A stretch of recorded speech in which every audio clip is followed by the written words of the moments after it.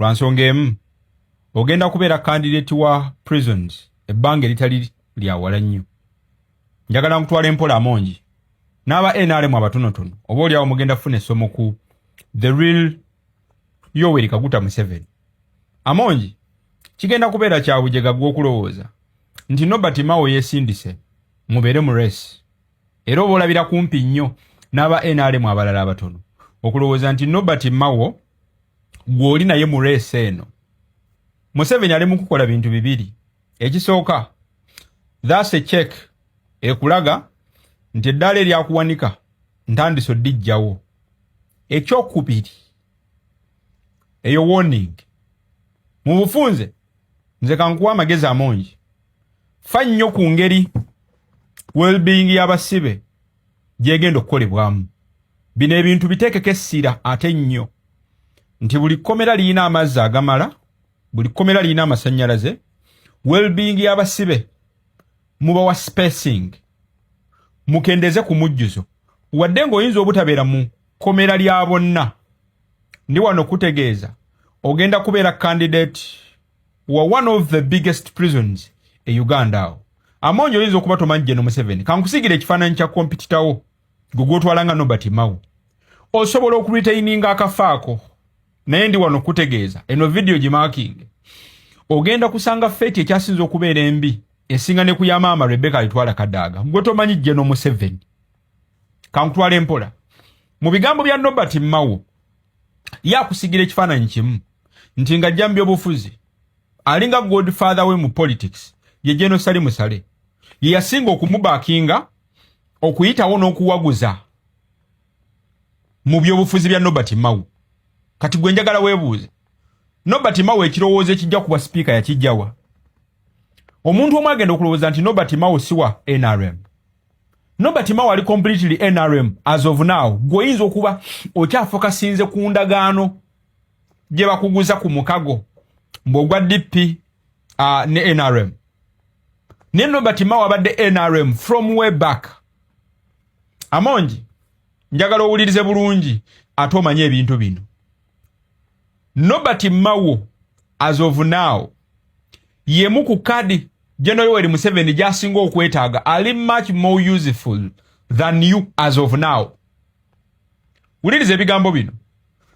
Toyina budde buno kyosobola gatta ku bwana Museveni legitimately nga yegwe Anita Amongi. Toyina. You are of less value maaso ga Museveni bwe tukuteeka ku level yemu n'akasajja ka Nobert Mao. Kankusigira ekifaananyi ekinene omanyi lwaki Nobert Mao is the best candidate maaso ga General Yoweri Kaguta Museveni lwakuba abasinga temugoberera Kaguta. Nze nakugamba oyo boy oba kawo boy ali preemptive mu bigambo bye.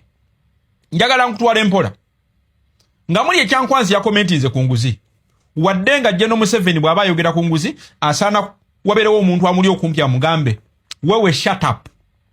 Ya commentinze ku nguzi nga bw'atayagala nguzi mu parliament. Ate mu kaseera ke kamu yakola statement eziraga nti ayina evidence emala nti mu parliament mulimu enguzi. Olowooza ani abadde akulembera parliament gy'ayinako evidence ey'enguzi n'abagirya. Amongi bino bye njagala omanye ku General Yoweri Kaguta Museveni nti musezi is more like a night dancer. Wabula ye musezi atayagala mukuba mu torch. Kankuddiremu Amongi. General Yoweri Kaguta Museveni mutwale ng'omusezi oba musezi naye tayagala nko muntu yenna kumumulisaamu kitangaala.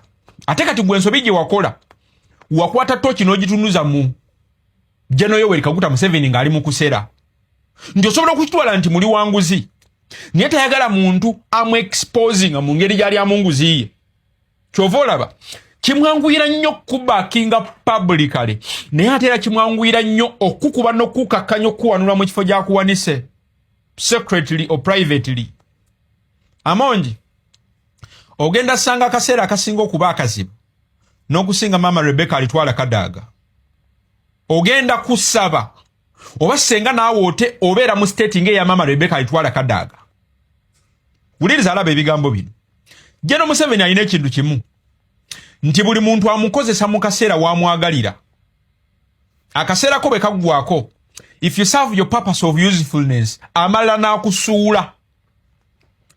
Kati Amongi bino biwazeemu okunoonya sympathy maaso ga Museveni tebikola.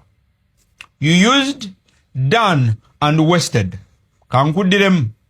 Amongi only used, done and wasted.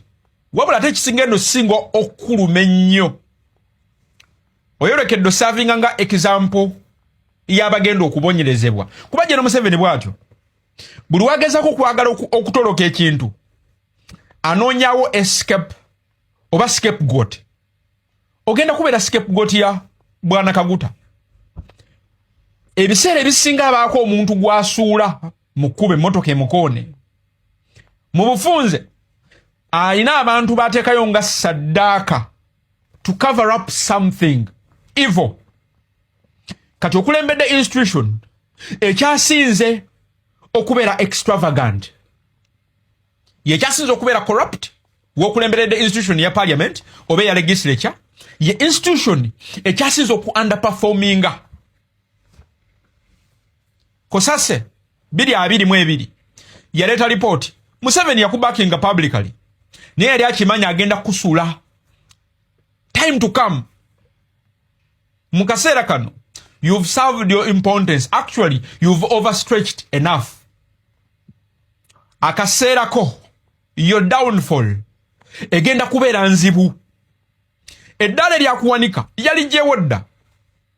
Kino nkikubuulira kankusigire kino ekifaananyi oba olyawo kigenda vaayo bulungi n'aba NRM abali bategere General Museveni gwe badiringa naye oyo mulaba. He will use you at a time when he needs you more. Naye mu kaseera ako nga kayiseewo he will dump you ate oyo omwami talina regret. Ate omuntu gw'akyasinza okudampinga ye muntu ng'amuyambyeko in a certain way or the other okubaako waatuuka n'okimulaga. Kanziremu Museveni anyiiga nnyo nga waliwo omuntu amuyambyeko okubaako waatuuka publicly n'okikoonako oba n'omulaga nti oli so important gyali than ye bw'akiwulira. The best example yali ya Mama Rebecca Litwale Kadaga. Yayina omukisa ogusuula General Museveni era senga General Museveni sikyali kizibu kya Uganda. That opportunity and that chance was there. Ogw'omukisa gwaliwo. Kadaga yaguyina. Bw'amala okuyisa General Museveni mu kaseera ako Kadaga yajja n'akyewaaniramu ng'ali ku programu ya Kaswe Basiri. Ngugambye eddayo study ng'obulamu bwa Mama Rebecca Litwale Kadaga.